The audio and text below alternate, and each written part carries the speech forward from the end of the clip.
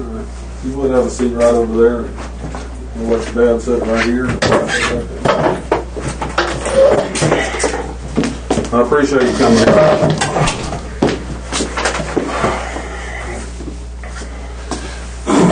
Start out with, I'm Officer Crawford. You've probably met me before. I don't know if I've ever stopped you or anything, but you've probably seen me.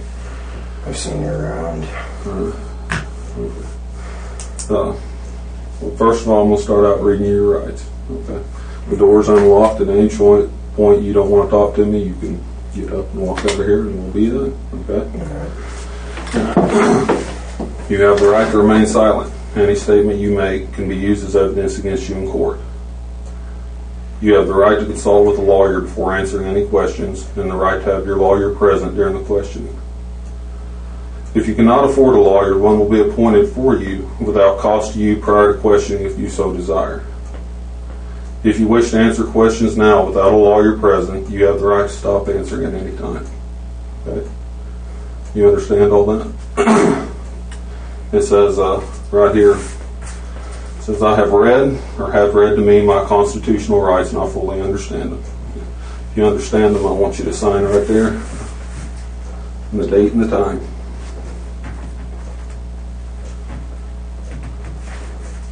It's the 21st.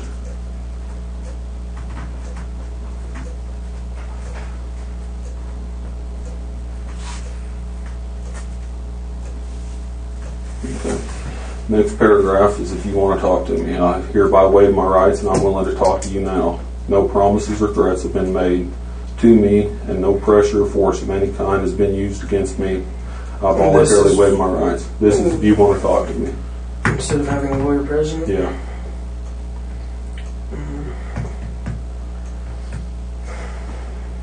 Well, Wayne. Because, yeah, I've seen...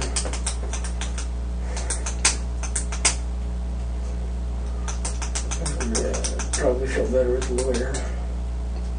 Well, we ain't got one. We know you're innocent, so... Yeah. It's your option. I'm not going to influence you in any way. Yeah. So, whatever you decide, that's what you want to do. Should we see about getting a lawyer? I ain't got the money, buddy. I'm just going to answer questions. I mean, at any point you don't want to answer or you're done, you just say I'm done and we end.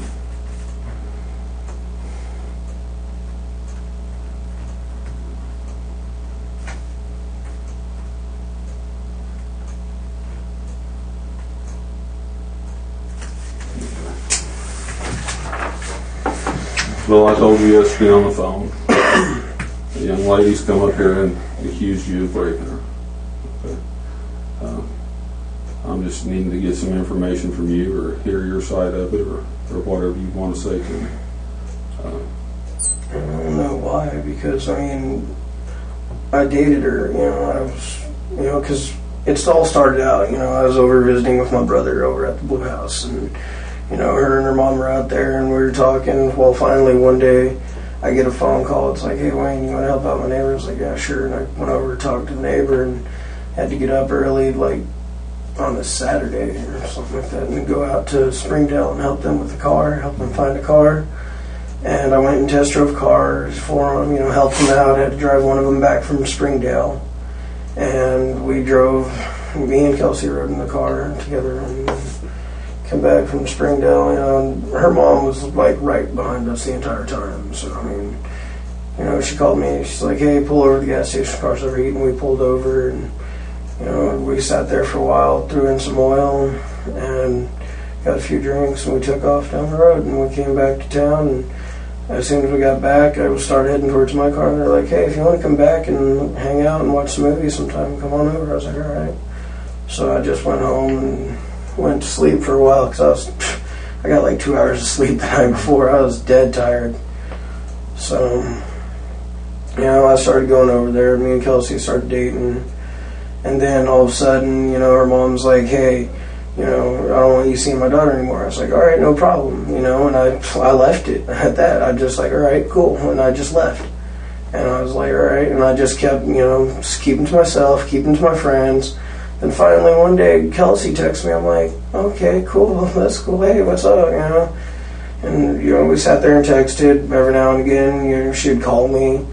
And I don't know, then next thing I know is freaking, I was working, I was out on a smoke break, and she came over to my job, and she saw me outside, and she came out over to me.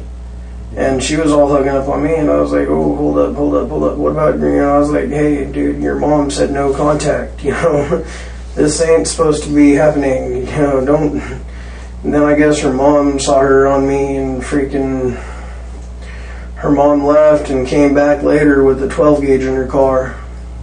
Yeah. And was giving me terroristic threatenings, saying that I need to stay away from her daughter, which I have been, and if I don't stay away from her daughter, that you ain't got to worry about nobody finding my DNA because she's going to blow my shit up. And that's exactly what she said. Okay. And I was like, okay. And I just walked back in. I was like, all right. And I sat there trying to just fathom what happened. I was like, wow, she had a freaking shotgun in the car, and I could have gotten shot at work. Mm-hmm. My first night of work, and I could have gotten shot at work because of her going off her rocker. And I was like, man, ever since then I deleted her number, haven't even tried any contact or nothing. Mm-hmm. Everything's been just dead. You got to tell that you called Dishram. I called after a while. After a little while of sitting there trying to figure out what just happened, I called for Officer Pearson, but they sent Dishram because Dishram was on duty, and he came up, and I filled out a statement, and a coworker of mine filled out a statement. I read the statement. Yeah, and then he said, "We'll keep in touch." And so just to let you know on that part, there's a affidavit down here at for the prosecutor right now to arrest her on that. Okay. And then, cool. Because it's kind of scary. Because I'm afraid to walk down the street or even ride my bicycle anymore. Because every now and then I'm looking over my shoulder because I'm still spooked. She had a shotgun in the car and was threatening me. I'm scared. I'm not even joking. I'm worried. Now tell him what happened after Dishram went back over to their house. After Dishram went over to their house, and after I started, I'm pressing charges, next thing I know is this rape charge is being thrown towards me. And I'm like... But the whole night, Kelsey kept calling you. Yeah, Kelsey called me like 3 times, and I was like... 4. I didn't keep count. She kept calling you to drop charges, she was trying to get me to drop charges. And you said, all I'm going to do is get a restraining order. And then I was like, because I wasn't going to tell her, Mr. Parker, can I talk to you a second real quick, sir? I had something I wanted to talk to you about real quick, if you don't mind, sir. Who are you? Okay. Anyway,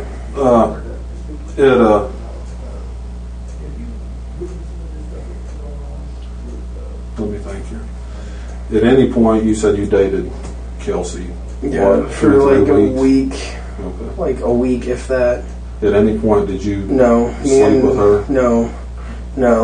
Okay. No, because I have way too much respect for her dad, because my brother worked with her dad, and so I was like, all right, he trusted me enough to drive his vehicle. Yeah. I'm not going to go and break some